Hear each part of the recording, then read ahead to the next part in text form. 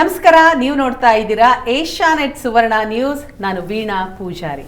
ಜಾತಕ ಫಲ ವಿಶೇಷ ಕಾರ್ಯಕ್ರಮಕ್ಕೆ ತಮ್ಮೆಲ್ಲರಿಗೂ ಆತ್ಮೀಯವಾದ ಸ್ವಾಗತ.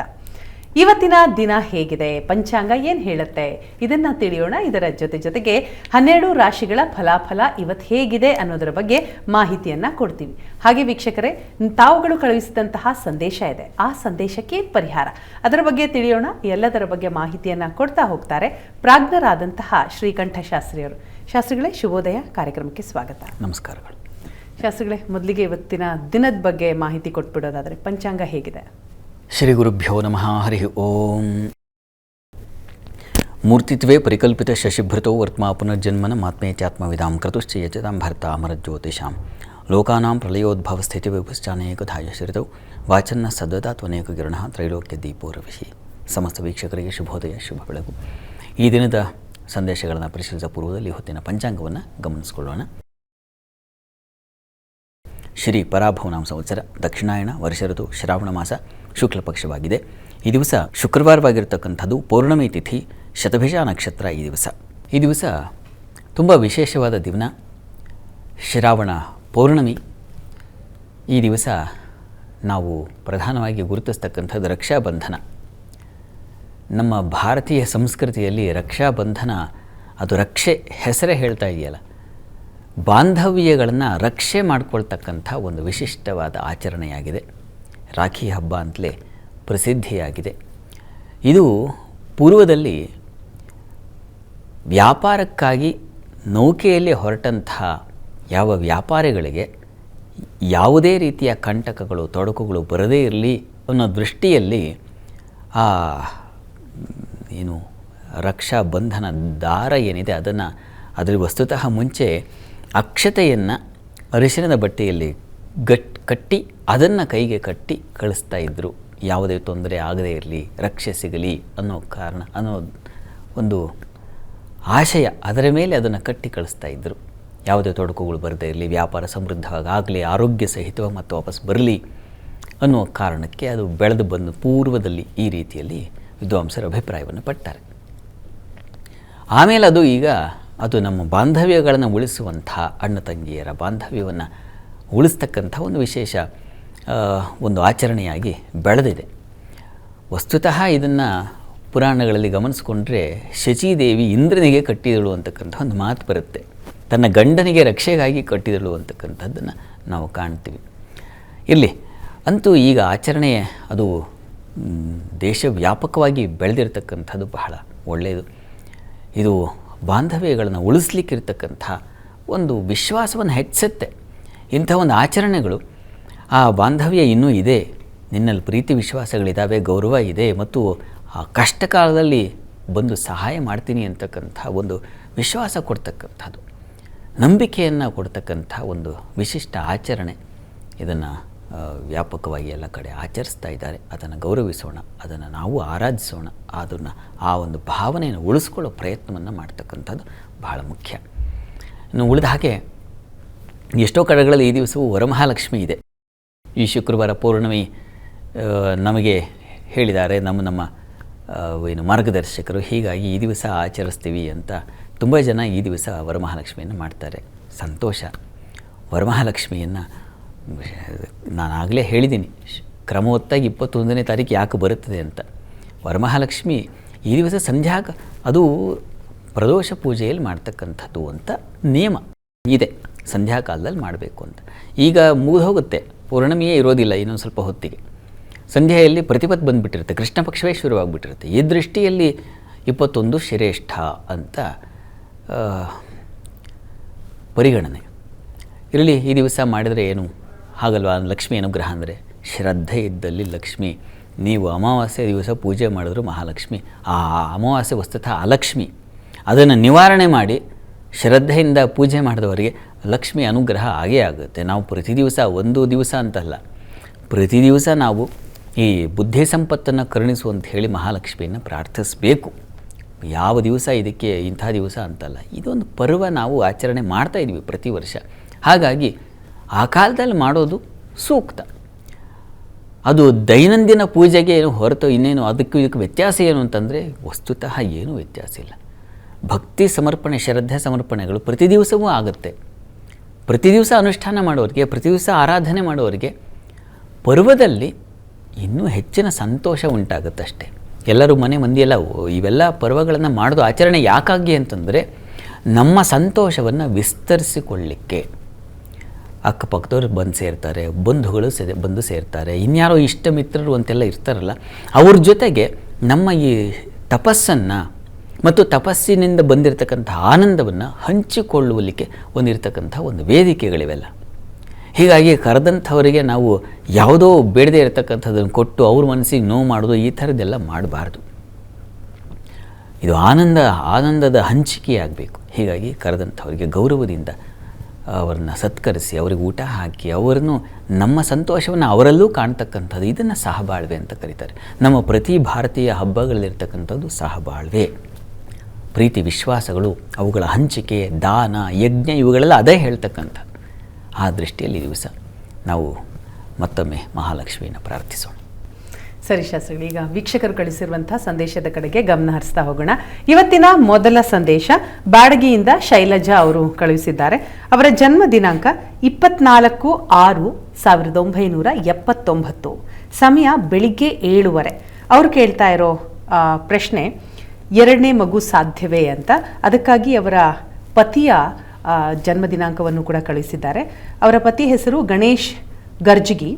ಅವರ ಜನ್ಮ ದಿನಾಂಕ 4/9/1970, ಸಮಯ ಸಂಜೆ 5:14.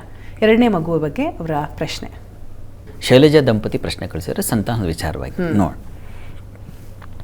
ನೋಡಿ, ಎರಡೂ ಜಾತಕಗಳನ್ನು ಪರಿಶೀಲಿಸಿದ್ರೆ ಪಂಚಮ ಸ್ಥಾನ ಹಾಗೂ ಭಾಗ್ಯಸ್ಥಾನ, ಗುರುವಿನ ಸ್ಥಿತಿ ಗತಿ ಇವುಗಳನ್ನೆಲ್ಲ ಗಮನಿಸ್ಕೊಂಡ್ರೆ, ದಶಾಭುಕ್ತಿ ಇದನ್ನೆಲ್ಲ ನೋಡಿದ್ರೆ 2000 ಈಗ ಇರ್ತಕ್ಕಂತಹ ಕಾಲ ಅನುಕೂಲಕರವಾಗಿ ಇದೆ. ಗುರುವಿನ ಸ್ಮರಣೆ ಮಾಡಿ, ಗುರುವಿನ ಪ್ರಾರ್ಥನೆ ಮಾಡಿ, ನಿಮ್ಮ ಮನಸ್ಸಿನ ಅಭೀಷ್ಟ ಸಿದ್ಧಿ, ಯಾವ ಕೋರಿಕೆ ಇದೆ, ಸಂಕಲ್ಪ ಇದೆ, ಅದರ ಸಿದ್ಧಿಗೆ ಗುರುಚರಿತ್ರೆ ಪಾರಾಯಣ ಸಹಕಾರಿಯಾಗುತ್ತೆ. ಪ್ರಯತ್ನ ಮಾಡಿ, ಒಳ್ಳೆಯದಾಗಲಿ. ಸರಿ ಶಾಸ್ತ್ರಿಗಳೇ, ಇನ್ನು ಮುಂದಿನ ಸಂದೇಶ ಬೆಂಗಳೂರಿನಿಂದ ತೇಜಸ್ವಿನಿ ಅವರು ಕಳುಹಿಸಿದ್ದಾರೆ. ಅವರ ಜನ್ಮ ದಿನಾಂಕ 6/6/2009, ಸಮಯ ಬೆಳಿಗ್ಗೆ 6:25. ಶಿಕ್ಷಣದ ಬಗ್ಗೆ ತಿಳಿಸಿ ಮತ್ತು ರಾಶಿ ನಕ್ಷತ್ರವನ್ನು ಕೂಡ ತಿಳಿಸಿಕೊಡಿ ಅಂತ ಪ್ರಶ್ನೆ ಕೇಳಿದ್ದಾರೆ. ತೇಜಸ್ವಿನಿಯವರ ಪ್ರಶ್ನೆ, ಅದು ರಾಶಿ ನಕ್ಷತ್ರ ತಿಳಿಸ್ಬೇಕು ಮತ್ತು ವಿದ್ಯಾಭ್ಯಾಸ ಅಲ್ಲ. ಹೌದು. ಜಾತಕ ನೋಡಿ, ಈ ಜಾತಕವನ್ನು ಪರಿಶೀಲಿಸಿದ್ರೆ ಇದು ವಿಶಾಖ ನಕ್ಷತ್ರ 3ನೇ ಪಾದ, ವಿಶಾಖ ನಕ್ಷತ್ರ 4ನೇ ಪದ. ಇದು ವಿಶಾಖ ನಕ್ಷತ್ರ 4ನೇ ಪದ, ಇದು ವೃಶ್ಚಿಕ ರಾಶಿಯನ್ನು ಸೂಚಿಸ್ತಾ ಇದೆ. ವಿಶಾಖ ನಕ್ಷತ್ರ ವೃಶ್ಚಿಕ ರಾಶಿ ಪ್ರಧಾನವಾದ ಇದು. ಇನ್ನು ಹೈಯರ್ ಸ್ಟಡೀಸ್ ಬಗ್ಗೆ ಕೇಳಿದ್ದೀರಿ. ಹೈಯರ್ ಸ್ಟಡೀಸ್ಗೆ ತುಂಬ ಚೆನ್ನಾಗಿದೆ, ಅವಕಾಶಗಳು ಚೆನ್ನಾಗಿದೆ. ನಿಮಗೆ ಅಧ್ಯಯನಕ್ಕೆ ತೊಂದರೆ ಆಗೋದಿಲ್ಲ. ಹೀಗಾಗಿ ಚೆನ್ನಾಗಿ ಪ್ರಯತ್ನ ಮಾಡಿ, ಪ್ರಯತ್ನಕ್ಕೆ ಫಲ ಸಿಗುತ್ತೆ. ಬುಧಾದಿತ್ಯ ಯೋಗ ಇದೆ, ಅದು ಬುಧೇನ ನಿಪುಣಂ ಧೀಕೀರ್ತಿ ಸೌಖ್ಯಾನ್ವಿತಂ ಅಂತ. ಧೀಶಕ್ತಿ, ಕೀರ್ತಿ, ಸೌಖ್ಯತೆ ಇವುಗಳೆಲ್ಲವೂ ಸಿಗ್ತಕ್ಕಂಥ ಒಂದು ಸಾಧ್ಯತೆ ಚೆನ್ನಾಗಿದೆ. ಪ್ರಸ್ತುತ ಕಾಲವನ್ನು ನೋಡಿದ್ರೆ ತಮಗೆ ಶನಿ ದಶೆಯಲ್ಲಿ ಈಗ ರಾಹು ಭುಕ್ತಿ ನಡೀತಾ ಇದೆ. ಮುಂದಿನ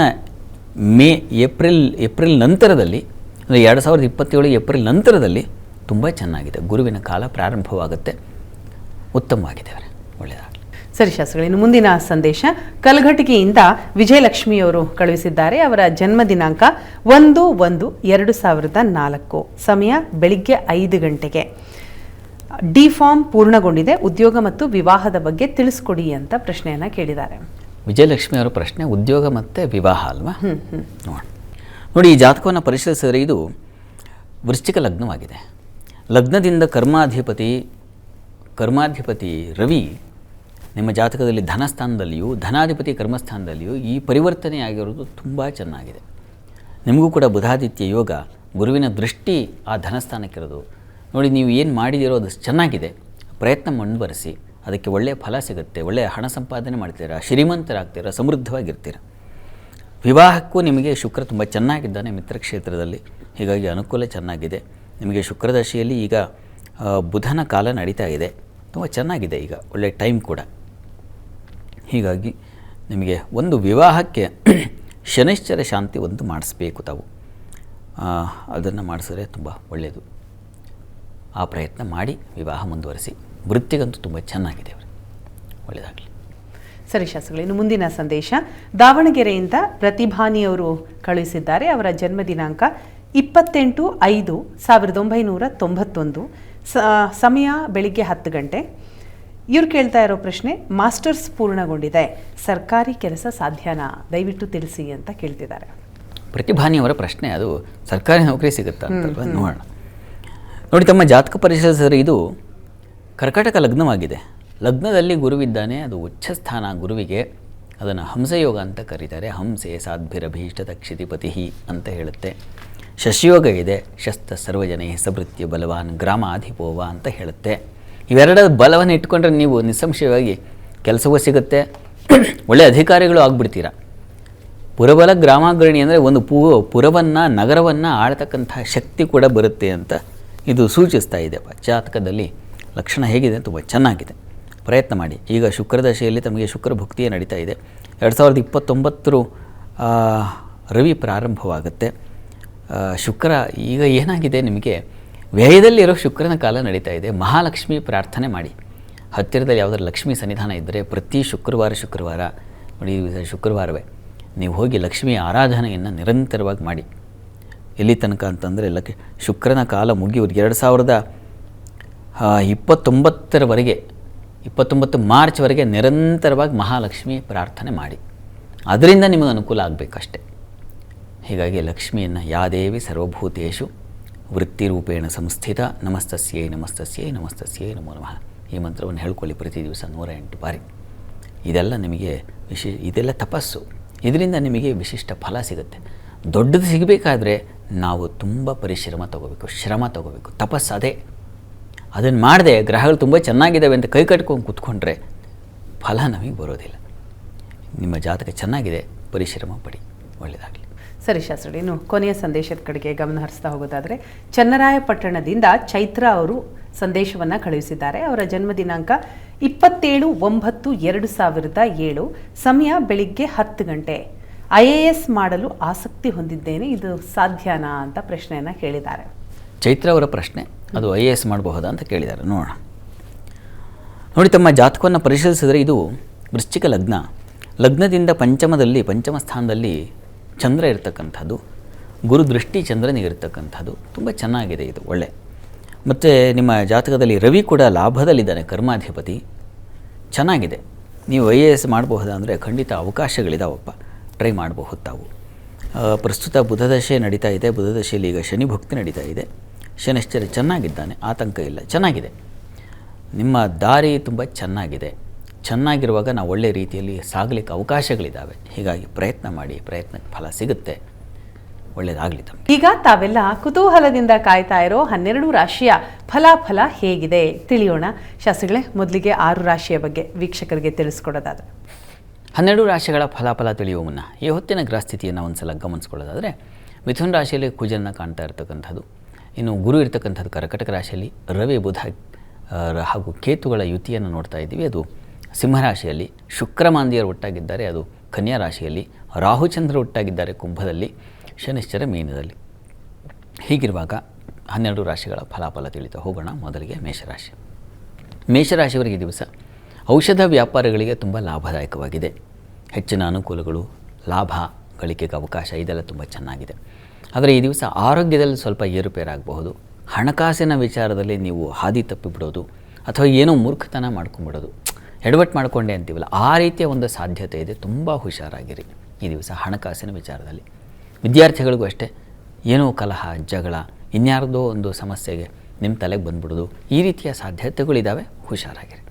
ಈ ದಿವಸ ಪ್ರಾರ್ಥನೆಗೆ ಯಾದೇವಿ ಸರ್ವಭೂತೇಷು ಬುದ್ಧಿರೂಪೇಣ ಸಂಸ್ಥಿತ ನಮಸ್ತಸ್ಯೈ ನಮಸ್ತಸ್ಯೈ ನಮಸ್ತಸ್ಯೈ ನಮೋ ನಮಃ. ಈ ಲಲಿತಾ ಮಂತ್ರವನ್ನು ಹೇಳ್ಕೊಳ್ಳಿ, ಅನುಕೂಲ ಆಗುತ್ತೆ. ವೃಷಭ ರಾಶಿಯವರಿಗೆ ದಿವಸ ವೃತ್ತಿಯಲ್ಲಿ ತುಂಬ ಜಾಗ್ರತೆ ಬೇಕಾಗುತ್ತೆ. ಈ ದಿವಸ ನಿಮಗೆ ಸ್ವಲ್ಪ ತೊಡಕುಗಳು, ವ್ಯೂಹಗಳು ಅದಕ್ಕೆ ಸಿಕ್ಕಾಕೊಂಡ್ಬಿಡ್ತೀರ. ಯಾರ್ದೋ ಕೆಲಸದ ಎಡವಟ್ಟಿಗೆ ನಿಮಗೆ ಅದು ತೊಂದರೆ ಬರೋ ಸಾಧ್ಯತೆ ಇರ್ತದೆ. ತುಂಬ ಹುಷಾರಾಗಿರಿ. ಮತ್ತು ಕೆಲಸದಲ್ಲಿ ವಾತಾವರಣ ಸ್ವಲ್ಪ ಕಹಿಯಾಗಿರುತ್ತೆ ಈ ದಿವಸ ನಿಮಗೆ ಬುದ್ಧಿ ಮಂದವಾಗುತ್ತೆ. ಮಕ್ಕಳ ವಿಚಾರದಲ್ಲಿ ಸ್ವಲ್ಪ ಕಿರಿಕಿರಿ ಅನಿಸುತ್ತೆ. ಈ ದಿವಸ ಮನೆ ಹಾಗೂ ವೃತ್ತಿ ಸ್ಥಳ ಎರಡೂ ಕಡೆ ಸ್ವಲ್ಪ ಅತಂತ್ರ ಸ್ಥಿತಿ ಉಂಟಾಯಿತೇನೋ ಅಂತ ಅನಿಸುತ್ತೆ. ಆ ರೀತಿಯ ಸ್ಥಿತಿ ಇದೆ, ಗ್ರಹ ಸ್ಥಿತಿ. ಹಾಗಾಗಿ ಈ ದಿವಸ ಲಲಿತಾ ಸಹಸ್ರನಾಮ ತಪ್ಪದೇ ಹೇಳ್ಕೊಳ್ಳಿ, ಅದು ನಿಮಗೆ ತುಂಬ ಸಹಾಯ ಮಾಡುತ್ತೆ. ಇನ್ನು ಮಿಥುನ ರಾಶಿ. ಮಿಥುನ ರಾಶಿಯವರಿಗೆ ಈ ದಿವಸ ವೃತ್ತಿಯಲ್ಲಿ ತುಂಬ ಚೆನ್ನಾಗಿದೆ, ಹೆಚ್ಚಿನ ಅನುಕೂಲ ಕಾಣ್ತೀರಾ. ಈ ದಿವಸ ಉಪನ್ಯಾಸಕರಿಗೆ, ಬರವಣಿಗೆ ಕ್ಷೇತ್ರಗಳಲ್ಲಿ, ಪತ್ರಿಕಾ ರಂಗದಲ್ಲಿರ್ತಕ್ಕಂಥವ್ರಿಗೆ ಇವರಿಗೆಲ್ಲ ತುಂಬ ಚೆನ್ನಾಗಿದೆ. ಈ ದಿವಸ ನಿಮಗೆ ಈ ದಿವಸ ಪ್ರಯಾಣದಲ್ಲಿ ಸ್ವಲ್ಪ ತೊಂದರೆ ಸೂಚಿಸ್ತಾ ಇದೆ, ತುಂಬ ಹುಷಾರಾಗಿರಿ. ಹೆಣ್ಮಕ್ಳು ನೀವೇ ಗಾಡಿ ಓಡಿಸ್ತಾ ಇದ್ದರೆ, ನೀವೇ ಗಾಡಿ ತೆಗಿತೀನಿ ಅಂದರೆ ತುಂಬ ಜಾಗ್ರತೆ ಇರಲಿ, ಯಾಕೆಂದರೆ ಅಲ್ಲಿ ಮಾಂದಿ ಕೂತಿದ್ದಾನೆ, ಹೀಗಾಗಿ ತೊಂದರೆ ಆಗಬಹುದು ರಸ್ತೆಯಲ್ಲಿ, ಹುಷಾರು. ಇನ್ನು ಈ ದಿವಸ ನಿಮಗೆ ತಾಯಿ ಮಕ್ಕಳಲ್ಲಿ ಸ್ವಲ್ಪ ಕಹಿ ಭಾವನೆಗಳು ಬರೋ ಸಾಧ್ಯತೆ ಸೂಚಿಸ್ತಾ ಇದೆ, ಸ್ವಲ್ಪ ಹುಷಾರಾಗಿರಿ. ಪ್ರಾರ್ಥನೆಗೆ ಈ ದಿವಸ ಅಮ್ಮನವರ ಸನ್ನಿಧಾನದಲ್ಲಿ ಕ್ಷೀರಾಭಿಷೇಕ ಮಾಡಿಸಿ, ಅದು ಸಹಾಯವಾಗುತ್ತೆ. ಇನ್ನು ಕರ್ಕಟಕ ರಾಶಿ. ಕರ್ಕಟಕ ರಾಶಿಯವರಿಗೆ ಈ ದಿವಸ ನಿಮಗೆ ಸ್ವಲ್ಪ ಆರೋಗ್ಯದಲ್ಲಿ ಏರುಪೇರು ಸೂಚಿಸ್ತಾ ಇದೆ. ನಷ್ಟ, ಸ್ವಲ್ಪ ಬೇಡದ ಜನರ ಯಾರು ನಿಮಗೆ ತೊಂದರೆ ಮಾಡ್ತಾರೋ ಅಂಥವರ ಸಂಪರ್ಕಕ್ಕೆ ಸಿಕ್ಕಾಕ್ಕೊಂಡ್ಬಿಡ್ತೀರ, ಹೀಗಾಗಿ ಹುಷಾರಾಗಿರಿ. ದುರ್ಜನರ ವ್ಯೂಹಕ್ಕೆ ಸಿಕ್ಕಾಕ್ಕೊಳ್ತೀರ, ಹೀಗಾಗಿ ಗಮನ ಇರಲಿ. ಮತ್ತು ಅಪಮಾನ, ಮನಸ್ತಾಪಗಳಾಗುತ್ತೆ, ಹುಷಾರು. ಈ ದಿವಸ ನಿಮಗೆ ವೃತ್ತಿಯಲ್ಲಿ ಪರಿಶ್ರಮ ಬಟ್ ಅನುಕೂಲ ಇದೆ. ಆದರೆ ಈ ಜಲಸಂಬಂಧಿ ವ್ಯಾಪಾರದಲ್ಲಿ ಅನುಕೂಲ ಚೆನ್ನಾಗಿದೆ. ಇದು ಸ್ವಲ್ಪ ಗಂಟಲ ಬಾಧೆ ಸೂಚಿಸ್ತಾ ಇದೆ, ಹುಷಾರಾಗಿರಿ. ಈ ದಿವಸ ನೀವು ದುರ್ಗಾ ಕವಚ ಹೇಳ್ಕೊಳ್ಳಿ. ಇನ್ನು ಸಿಂಹರಾಶಿ. ಸಿಂಹರಾಶಿಯವರಿಗೆ ಈ ದಿವಸ ವೃತ್ತಿಯಲ್ಲಿ ನಿಮಗೆ ಸ್ವಲ್ಪ ಪರಿಶ್ರಮ ಇದೆ, ತೊಡಕಿದೆ ಇವರೇ ಈ ದಿವಸ, ಸ್ವಲ್ಪ ಹುಷಾರಾಗಿರಿ ಈ ದಿವಸ. ಯಾಕಂದರೆ ಮಾಂದಿಯು ಮತ್ತು ಚಂದ್ರನ ಇಬ್ಬರೂ ಸ್ಥಿತಿ ಚೆನ್ನಾಗಿಲ್ಲ, ಹೀಗಾಗಿ ಸ್ವಲ್ಪ ವೀಕ್ ಆಗಿದೆ.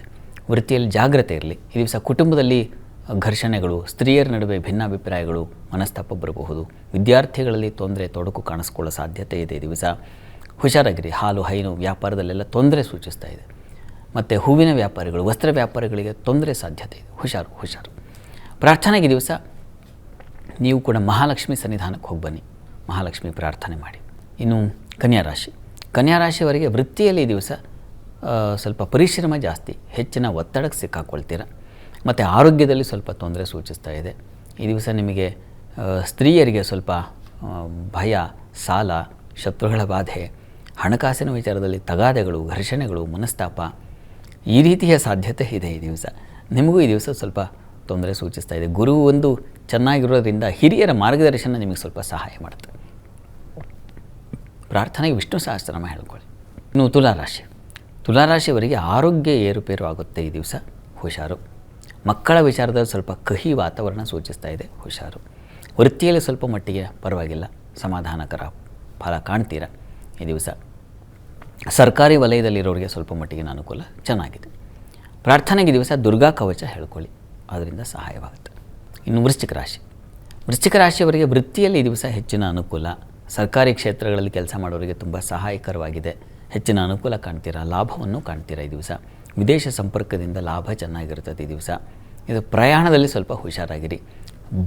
ತಾಯಿ ಬಂಧುಗಳ ಜೊತೆಗೆ ಈ ದಿವಸ ಸ್ವಲ್ಪ ಕಹಿ ಘಟನೆಗಳು, ಸಂದರ್ಭಗಳು ಎದುರಾಗುವ ಸಾಧ್ಯತೆ ಇದೆ, ತುಂಬ ಹುಷಾರು ಈ ದಿವಸ ಅವರ ವಿಚಾರದಲ್ಲಿ.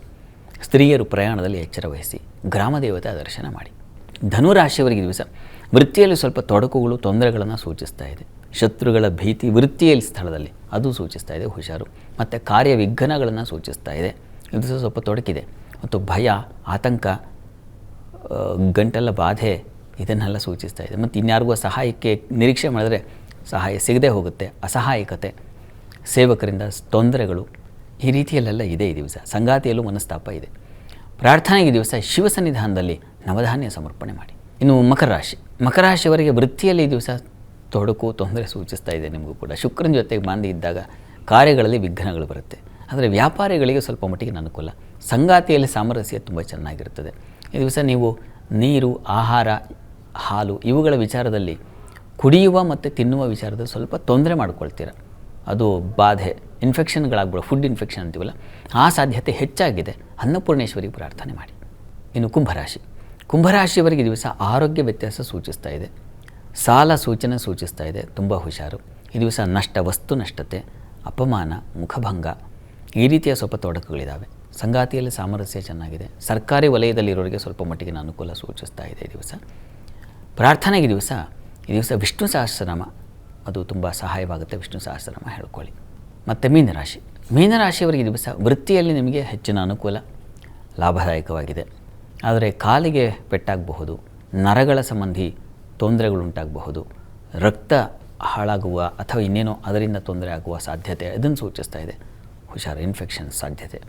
ಮತ್ತು ಸಂಗಾತಿಯಲ್ಲೂ ಅಷ್ಟೇ ಮನಸ್ತಾಪ, ಭಿನ್ನಾಭಿಪ್ರಾಯಗಳಿದೆ. ವ್ಯಾಪಾರದಲ್ಲಿ ತೊಂದರೆ ಸೂಚಿಸ್ತಾ ಇದೆ, ಹುಷಾರಾಗಿರಿ. ವಿದೇಶ ಪ್ರಯಾಣ ಇದ್ದರೆ ತೊಂದರೆ ಸೂಚಿಸ್ತಾ ಇದೆ. ಪ್ರಾರ್ಥನೆಗೆ ದಿವಸ ನೀವು ಕೂಡ ಧನ್ವಂತರಿ ಆರಾಧನೆ, ವಿಷ್ಣು ಸಹಸ್ರನಾಮ ಹೇಳೋದು ಬಹಳ ಒಳ್ಳೆಯದು.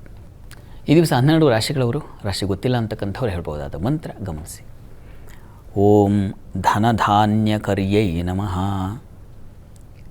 ಈ ಮಂತ್ರ ಹೇಳ್ಕೊಳ್ಳಿ, ಮಹಾಲಕ್ಷ್ಮಿ ಕೃಪೆಯಾಗುತ್ತೆ. ಸರಿ ಶಾಸ್ತ್ರಿಗಳೇ, ಸಾಕಷ್ಟು ವಿಚಾರವನ್ನು ಇವತ್ತಿನ ಸಂಚಿಕೆಯಲ್ಲಿ ತಿಳಿಸ್ಕೊಟ್ಟಿದ್ದೀರಿ. ತುಂಬ ಧನ್ಯವಾದಗಳು.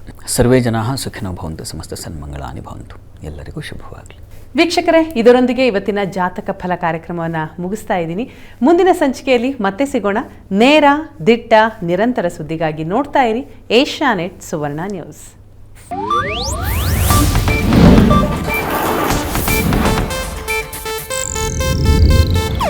ಇದು ಏಷ್ಯಾನೆಟ್ ನ್ಯೂಸ್ ನೆಟ್ವರ್ಕ್ ಪ್ರಸ್ತುತಿ.